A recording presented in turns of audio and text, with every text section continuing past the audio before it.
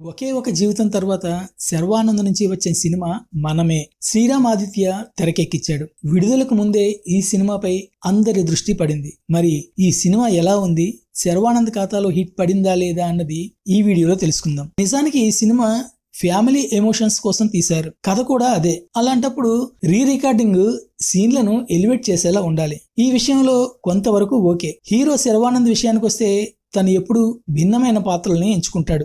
Down to earth, fake ఇమేజీ బిల్డప్ల కోసం ప్రయత్నించడం. అన్నింటికి మించి తన సినిమాలో వల్గారిటీ ఉండదు, వెకిలితనం అస్సలే ఉండదు. డబ్బు కోసం కమర్షియల్ వాసనలకు కూడా సై అనే రకం కాదు, ప్రయోగాలకు రెడీ అంటాడు. ఈ సినిమా కూడా అంతే. Clean family movie. కథ కూడా ఎక్కడా పక్కదోవ పట్టదు. కాకపోతే దర్శకుడు ఎమోషనల్ సీన్లను అనుకున్నంత ఎఫెక్టివ్ గా తీయలేకపోయాడు అనిపించింది ఈ సినిమా చూశాక. క్యారెక్టరైజేషన్ లో కొన్ని లోపాలున్నాయి. అనుకోకుండా ఓ ప్రాణ స్నేహితుడి సంతానాన్ని మరో అమ్మాయితో కలిసి పెంచాల్సి వస్తుంది. హీరో ఏమో బేవార్స్, ఆమెమో కాస్త మెటిక్యులస్, పద్ధతైన మనిషి. ఈ ఇద్దరికి రిలేషన్ ఎలా ఏర్పడుతుందనేదే ఈ స్టోరీ పాయింట్. మంచి స్టోరీ, కానీ అంత ఇంప్రెసివ్ గా, అంత బలంగా దర్శకుడు కనెక్ట్ చేయలేకపోయినట్టు అనిపించింది. అక్కడక్కడ కాస్త కామెడీ జస్ట్ ఓకే. సుభద్ర పాత్రలో కృతి శెట్టి బాగానే చేసినట్టు అనిపిస్తుంది, కానీ ఎమోషన్స్ పలికించే విషయంలో ఇంకాస్త దూరం ప్రయాణించాల్సి ఉంటుంది. శర్వానంద్ పక్కన ధీటుగా చేయగల మెరిటోరియస్ అయితే కాదు. Sharwanand no doubt good actor.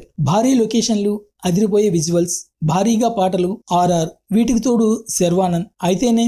Basic గా కథనం ప్రభావవంతంగా లేకపోతే ఏం లాభం చెప్పండి. అంటే లోపాలున్నాయనే అడగండి. లోపాలు లేని వంటకమే కానీ రుచికరంగా లేదన్నమాట. రాహుల్ రవీంద్రన్ విలన్ అంతగా విలనిజం పండించలేకపోయాడు. నిజం చెప్పాలంటే ఈ పాత్ర ఆయనకి సరిపోయేది కాదు. ఎప్పటిలాగే వెన్నెల్ కిషోర్ అక్కడక్కడ మెరిశాడు, అంతే. ఇక ఈ సినిమా గురించి చెప్పడానికి ఏం లేదు.